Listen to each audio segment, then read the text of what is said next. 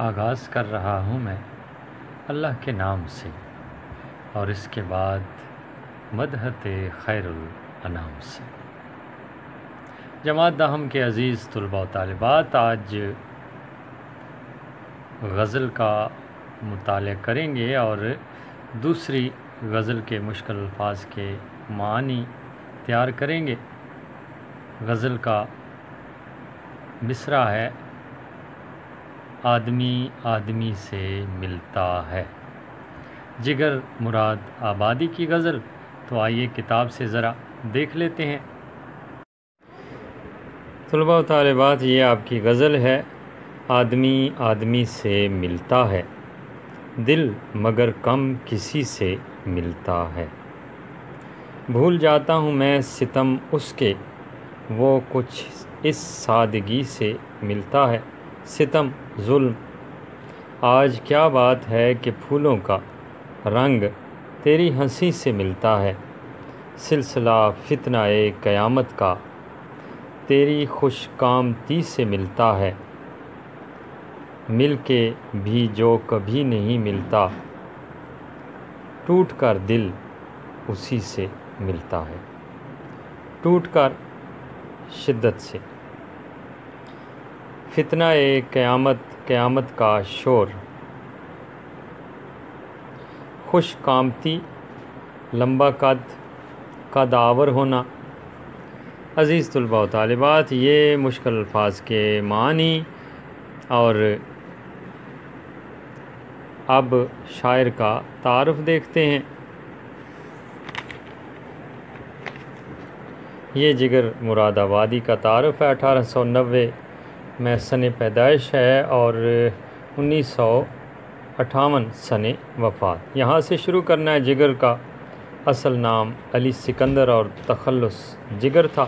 یہاں سے لے کر جناب یہ مشہور ہوئے تک دوسری سطر میں۔ اس کے بعد فن کے حوالے سے جگر مشاعروں میں بہت مقبول تھے۔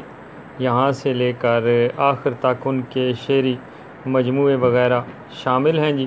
یہاں تک آپ نے یہ لکھنا بھی ہے اور یاد بھی کرنا ہے۔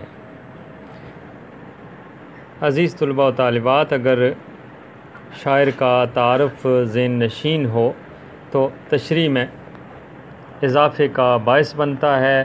شاعر کی خصوصیات لکھ دی جائیں تو اچھا تاثر قائم ہوتا ہے، اس لیے شاعر کا تعارف بھی تیار کیجئے گا، اور چند ایک مشکل الفاظ کے معنی جو غزل میں سے ملے ہیں ہمیں، وہ بھی لکھیے گا اور یاد کیجئے گا، ذہن نشین کیجئے گا۔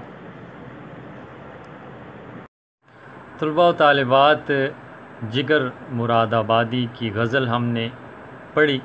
آدمی آدمی سے ملتا ہے۔ بہت ہی آسان الفاظ استعمال کیے ہیں، اور آپ نے محسوس کیا ہوگا کہ اس میں سے بہت کم مشکل الفاظ نکلے ہیں۔ تو یہ خاصیت ہوتی ہے، انفرادیت ہوتی ہے ہر شاعر کی۔ ویسے یہ روایتی غزل ہے۔ اس غزل کو روایتی غزل کہا جا سکتا ہے، کیونکہ اس میں عاشق و محبوب کے حوالے سے ہمیں باتیں ملتی ہیں، اور اس کے علاوہ معاشرتی نوعیت کی باتیں بھی بیان کی ہیں، حقائق بھی بیان کیے ہیں جی، اور جگر مراد آبادی نے، اور اس کے علاوہ بہت ہی آسان الفاظ میں بہت اچھی اچھی باتیں یہ کہہ گئے ہیں۔